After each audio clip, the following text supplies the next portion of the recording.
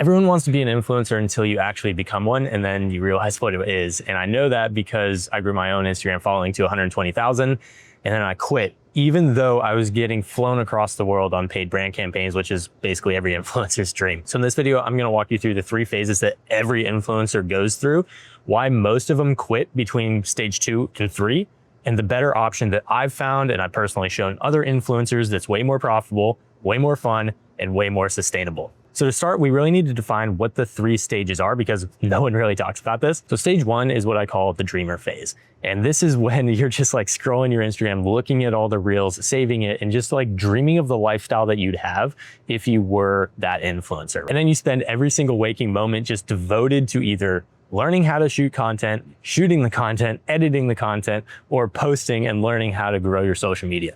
And the first few months, it's a little bit frustrating because you're just like trying to build it up, right? You're trying to figure it out. And then eventually something clicks and you start to realize that social media is not like this confusing, hard thing. It's actually just pattern recognition. If you can realize what patterns people are interested in and just repeat those over and over and over again, it's actually not that hard to go viral. And once you realize that, you start to grow the audience, right? You start to get more views. You can get hotels to give you a free stay, or you can get, products for free. You're like, that's kind of sick. And then finally you realize, wait, I can't just be doing stuff for free all the time. So you start to get paid. And it's a little bit difficult because, getting from the free side of things into the paid side of things is a totally different ballgame, as you know. But once you do, you get your first $500 gig, maybe a $1,000 gig, and you start to feel really good about yourself, that people are actually paying you real money to do something that you love to do. And you're like, wow, this could actually work out. There's one problem though. You can't really pay your bills on $500 shoots, right? So you need to stack a bunch of those to actually work, or you need to figure out how to make more money, which for most people means that they need to grow their audience more. Then you move on to stage 2, which I call the honeymoon phase. And this is basically when you realize, hey, if I want to go full-time, I have to treat this like a full-time job. And you basically double down on what worked. You figure out the formats that worked, the styles that worked, the storytelling formats that worked to get you a bunch of views, get you a bunch of eyeballs on your page, grow the audience, and you're treating it like a full-time job because it is. And you're getting paid like a full-time job, sometimes even better. Now, there's kind of a spectrum of people in this realm. I would say probably entry level would be somewhere around 1,000 to 1,500 for a post. Would be like borderline, full-time, all the way up to guys that are charging, 100,000 plus for a post. I was nowhere near the $100,000 side of the spectrum, but I did charge, 5 figures for campaigns where they would fly me out. They would pay me to shoot for, anywhere between 3 days to a week.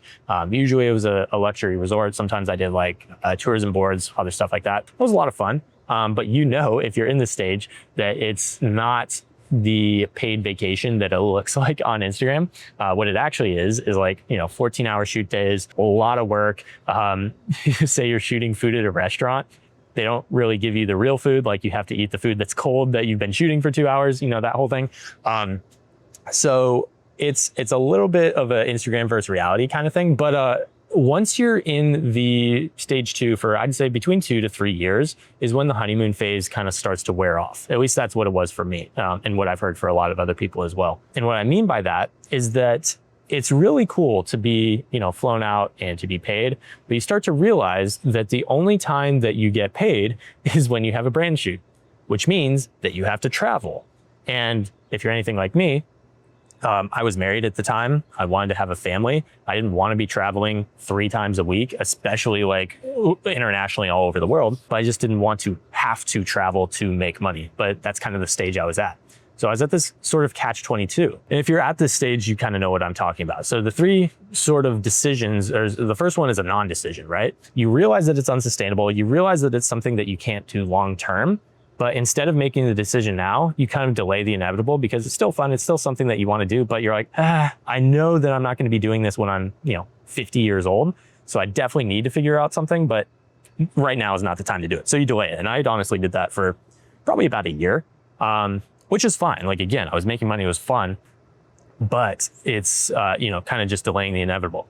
The second decision that I see a lot of people do is they just quit. Right? And they pursue a different career, they do something else. Like if you want to do that, that's totally fine. For me, I love being creative. I love telling stories, and the idea of not being able to do that as a career just like didn't make any sense for me. It honestly would kind of be depressing having to do other stuff, right? So I was like, there's got to be a way where I can get brands to pay me a decent amount of money, but pay me every single month, where I don't have to fly out so 3 times a month and chase gigs. And also where I don't have this situation with my income and constantly having to chase new clients. So for me, it was that I had to change the business model. And that's really the third option that I see influencers go through. So for me, it was retainers. And for a lot of the influencers that I talk to that actually want to stay in the industry and be sustainable, it's retainers as well. And the cool part about retainers is that you still get to shoot for brands, but you only have to fly out like once a quarter. So once every 3 months. Potentially you could even send someone else to shoot. And on top of that, you don't have to post on your own page. You can absolutely if you want to, but you don't have to, which for me was the coolest thing, because when you're building your influencer page and having to manage it, you constantly have to be posting stories and keeping it updated. And if you take a week off, then the algorithm like tanks your engagement, and it's just stupid. The great part about that is that you get paid and you don't have to constantly maintain your own page. Clients pay you monthly, typically between $3,000 to $7,000 a month. A lot of my clients are at the higher end of that, somewhere around like $5,000 a month. And when you're at that point, you really only need 3, 4, 5 clients total to be able to make a really decent income. Now, obviously you can scale past that if you want to, totally, but you really don't need that many clients. And when you do it like that, you don't need to be traveling all the time. You don't need to be shooting all the time. You can shoot for like 1 week out of the month and potentially hit all of your clients in one go. So for me, it was just like such an easy in. As an influencer, you have built-in positioning, right? Because you know how to grow pages because you've been doing it for years. You literally built your own page. Your own page is your own case study. So you know how to do it. You know how to do content strategy. You know how to get videos to go viral. You know how to get views. So just the fact that you know how to do that is immediately a huge selling point for brands that have never been able to do that for themselves. But for me, probably the biggest benefit of it is that you have this ability to actually have a life outside of your influencer page. Because when you're an influencer, your page is basically your life, right? It's a curated version of your life, sure, but it is your life. But when you do retainers, the way that I'm explaining, your page is no longer your life. Your business can be separated from your life, which means that you are allowed to take time off. You are allowed to not be constantly shooting. You're allowed to not constantly have to post stories.